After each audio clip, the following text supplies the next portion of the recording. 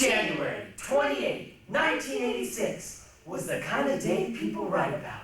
A slight chill in the air, no wind. And a blue sky so clear you'd swear you could put your hand right through it.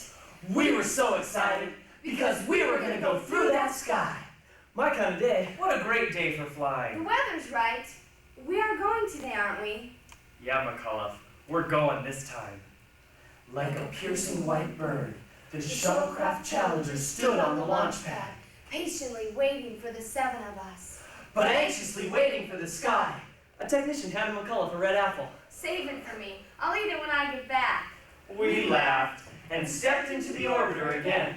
Feels like deja vu. We've been in this thing so many times. Yeah, but we have the official okay today. I don't think they'll delay and make us sit here for hours like they did yesterday. No way. Today we punch a hole in that sky. Mission control set for countdown. T-minus 10, 9, 8, 7. We have main engine start.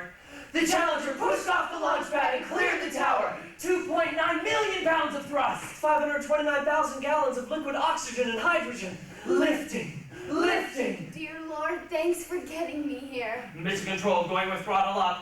Lifting, lifting. We have a light. What? We have a warning light here. Stupid, what do you show? What do you show? Lifting. There was a long pause. The spectators were confused. They saw a mushroom cloud of smoke 9 miles above the Earth. For 40 seconds, the NASA announcer was silent. We have a report from the flight dynamics officer that the vehicle has exploded. In the VIP stands, children began to scream. Daddy! I want you, Daddy! You always promised nothing would happen! Hundreds of miles away, Michael Smith's brother listened to the liftoff on the radio. In New York, Greg Jarvis's mother watched on TV. At a New Hampshire high school, Christy McCullough's students sat dazed. A nation watched, as though 74 seconds were replayed And replayed. and replayed. We all watched as they went into the sky. That fateful day was the kind to write about. So with such a stark reminder of our frailty in the air, why do we continue to fly? Especially since our bodies so obviously refuse to do it on their own.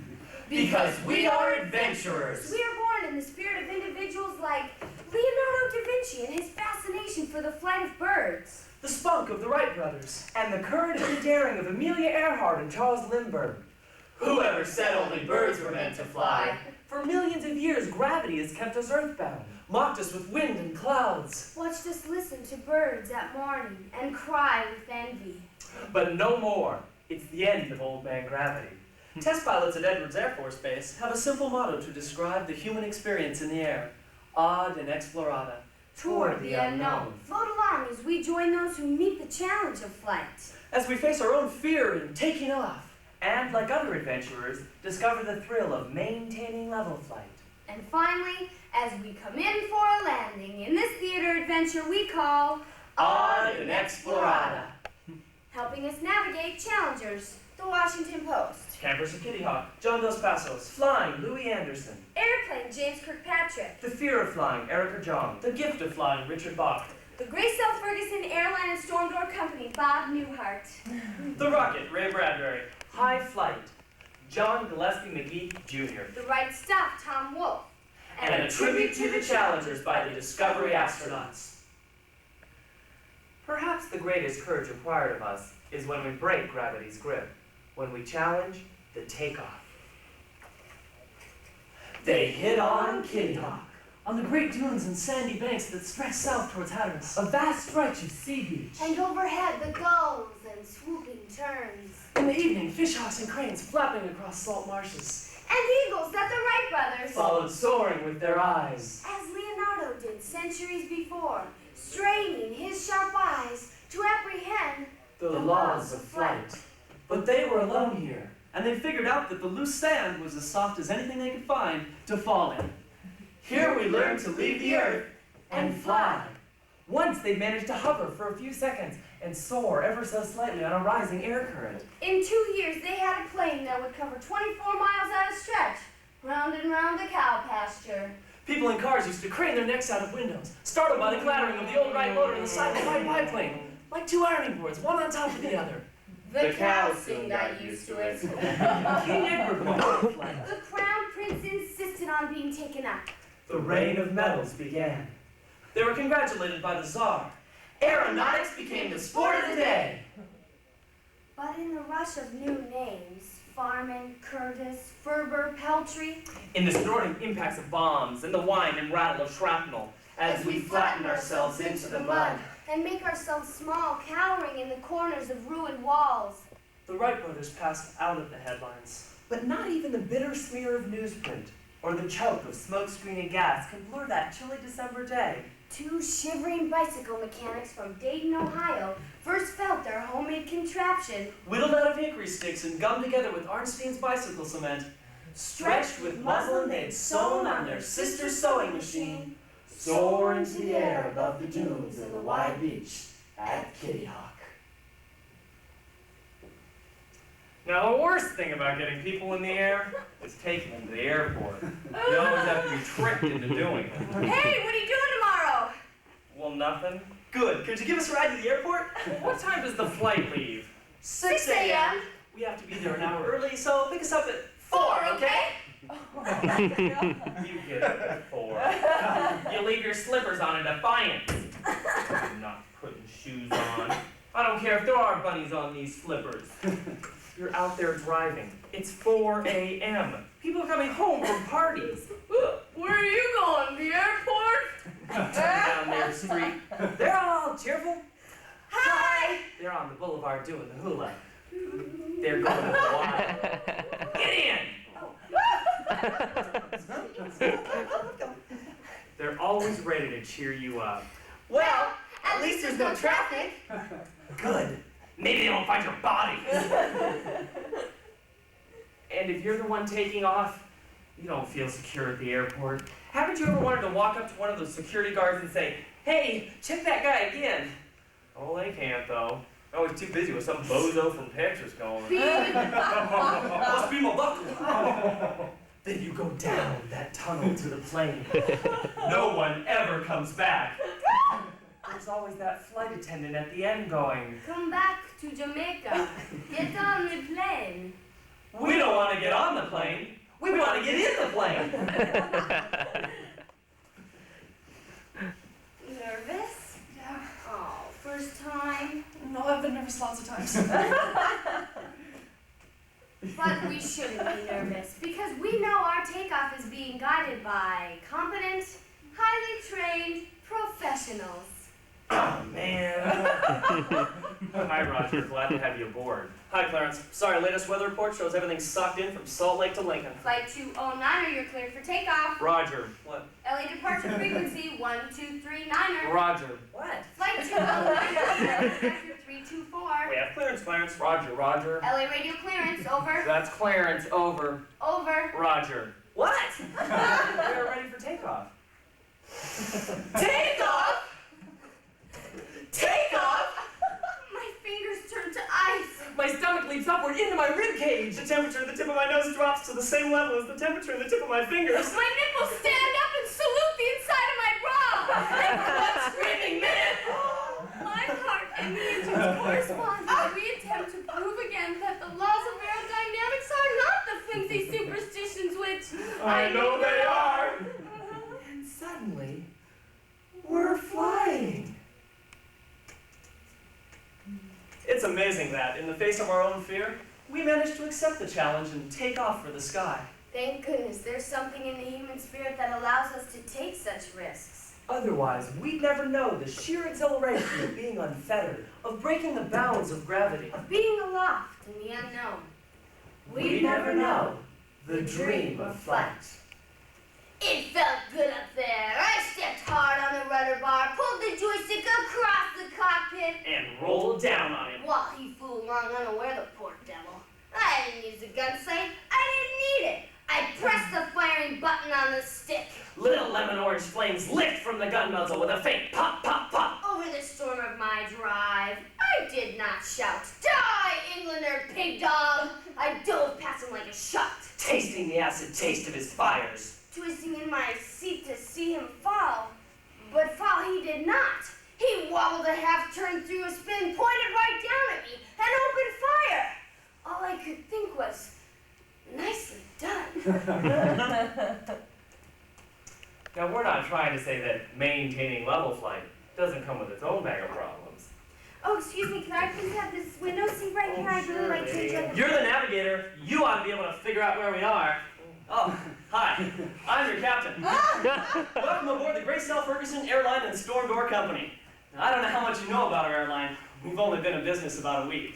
But our airline was founded on the philosophy that what the American public wanted was low-cost transportation.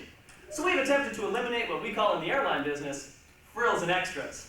Maintenance, radar, a whole bunch of technical instruments up in the old woo! You guys ever had a hangover that lasted about 4 days? I mean, I don't mind the headaches too much, but it's this damn double vision. Well, anyways, we're gonna have a little drill with our 2 flight attendants, Trixie and Armando. It's Armando. Oh, I'm sorry, Miss Savage and Mr. They'll show you how to put your life jackets on. But if we do have to dig, you'll receive plenty of warning, because our co-pilot becomes hysterical, and he'll start running up and down the aisles yelling, "We're gonna grab! We're gonna grab!" Or something like that. Actually, when he gets kind of panicky, it's hard to understand it. Well, at least it has been in the past anyways. So if you see him running up and down the aisles and you can't understand what he's saying, you might slip into your life jackets. Be on the safe side. Well, I really have to get back up to the cabin now. We have an automatic pilot. Damn thing keeps kicking in and out all the time. I never really know if it's on or not. Oh, one last thing. Have any of you ever been to Hawaii before? Oh, this gentleman right here. Sir, it's kind of liver-shaped, isn't it? Sir, as we're coming out, would you mind just stopping by the cabin and pointing it out to us? We'd appreciate it. An airplane is a machine. It's not possible for it to be alive. Nor is it possible for it to wish, or to hope, or to hate, or to love. Is there a voice in reply saying, An airplane is a creature of the air. Wrong. It is a machine. Blind. Dumb. Cold. Dead. Yet there are some pilots who want to believe that this machine is alive. nothing has ever been printed that hints that this machine's performance can possibly change because of a pilot's hopes, or dreams, or kindness to it? An airplane cannot live. An airplane cannot possibly know what love is.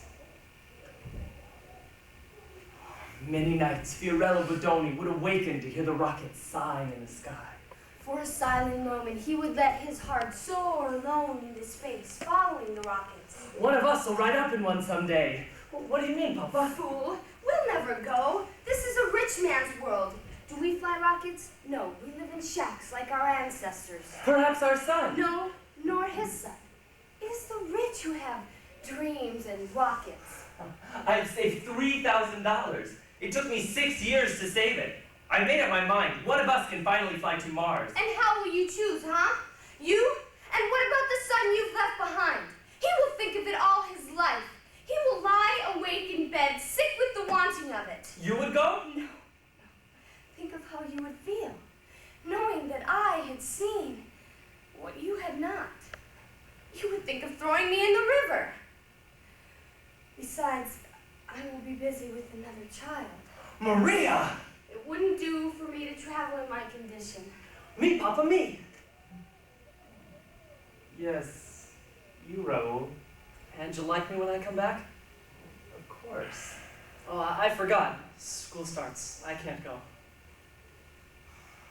No one would go. Fiorello Bodoni worked in his junkyard, ripping metal, melting it, pouring out the usable ingots. His equipment was falling apart. Competition had kept him on the insane edge of poverty for 20 years. A man entered the junkyard.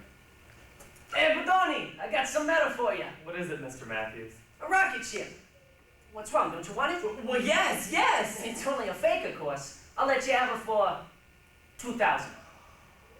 I haven't the money. I need new equipment. I saved my money for that. I understand. Oh! But I am a great fool. I will take my money from the bank and give it to you. Deliver it tonight. Tonight. There was a moon. The rocket was white and big in the junkyard. You are mine. You are all mine. Even if you never move or rust for 50 years, you are mine. The The rocket smelled of time and distance. He sat in the pilot seat, touched a lever. He hummed with his eyes closed, his mouth shut. The humming grew louder, louder, higher, higher, pulling him and the ship in a roaring silence and a kind of metal screaming, taking off! The jolting concussion, the thunder, the moon, the meteors, Mars, my God, Mars! Slowly he opened his eyes. The junkyard was still there. Take off, damn you! The ship was silent. I'll show you. He heard the family radio playing some distant music. Maria! Maria, we are going to Mars! Oh, I can't believe you. What have you done? Taken our money for this? It will never fly. It will fly! Now go in the house. We leave tomorrow. Tell no one, understand? You've ruined us. Our money used for this thing. You will see! Through the midnight hours, trucks arrived. Packages were delivered. His bank account was exhausted. With blowtorch and metal stripping, he assaulted the rocket. At sunset, he called to his family. I've locked him in the closet. What do you mean? You will be killed. It will blow up. I mean, you are no pilot. I can fly this ship. I have fixed it. You've gone mad. Give me the key to the closet. Kill him. I feel it. Then you won't come along? No. I will stay here. Oh, you will see. You will understand. Come, Raoul. We will be gone a week. Yes, Papa. Listen.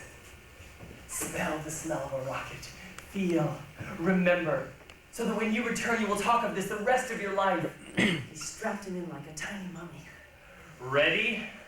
Take off! The rocket thundered and leaped. The child danced in his hammock screaming. There's Earth. There's Mars. All about the quivering rocket lay the junkyard. Oh, let nothing happen to this illusion in the next 6 days. Let all of time and space come and go, and red Mars come up under our ship, and the moons of Mars. Let there be no flaw in the color film. Let time pass without crisis. Papa, Padoni looked. And saw Mars. And there was no flaw. On the 7th day, the rocket stopped shuddering. Mama, Mommy, you should have come to see it. To see Mars and meteors and everything. Yes. Papa, thank you. I'll remember it for always. I'll never forget. You are the best father in the world. Why?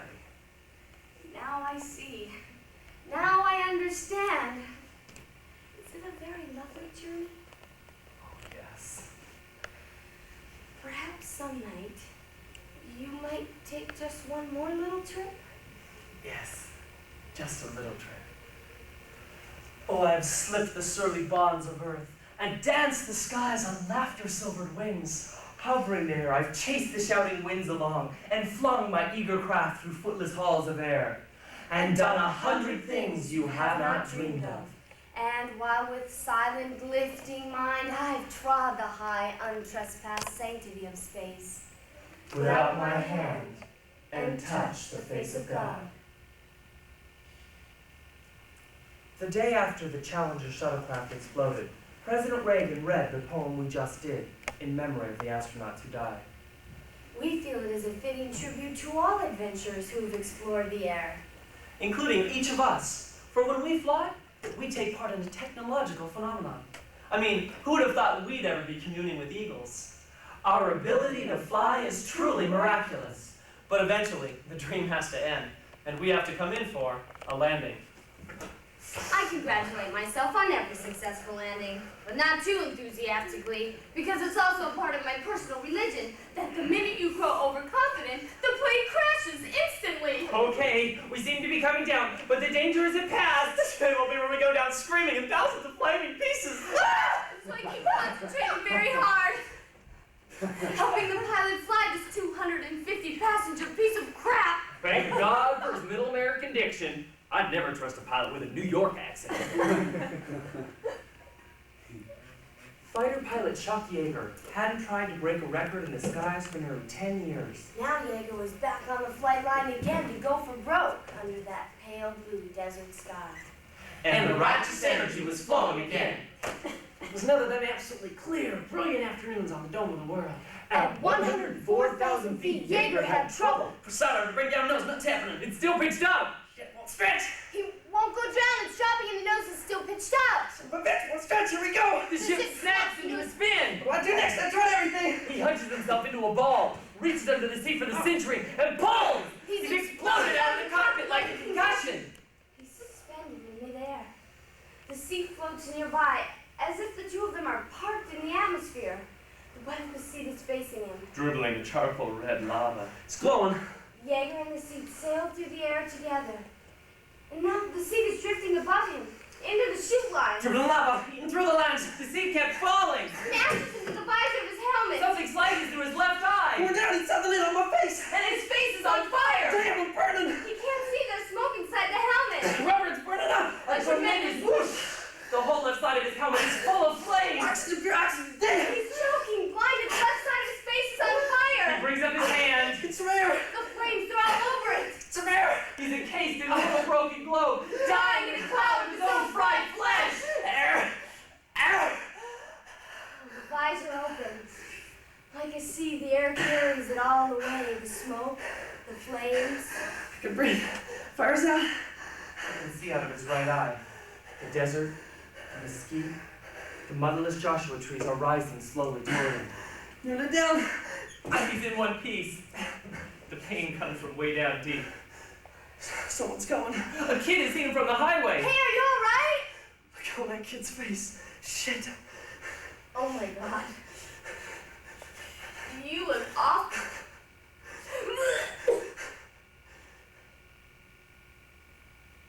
The blood over Jaeger's left eye had been baked into a crust-like shield.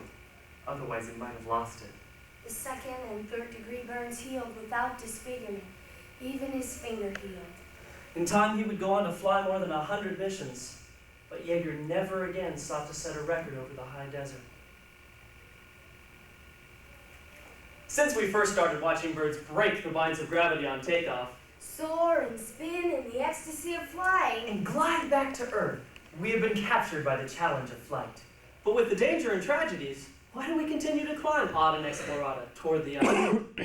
Because we are adventurers. October 2nd, 1988 is a day to be remembered. From a plateau far above the Earth that few have reached, 5 astronauts paused in their white craft, the Discovery, and sent a tribute home to the challengers. Dear friends, your loss meant that we could confidently begin again. Dear friends, your spirit and your dream are still alive in our hearts. We shall not forget that these few miles represent a great gulf. That to ascend through this seemingly tranquil sea will always be fraught with danger. Today, up here where the blue sky turns to black, we can say at long last, Dear friends, we have resumed the journey that we promised to continue for you.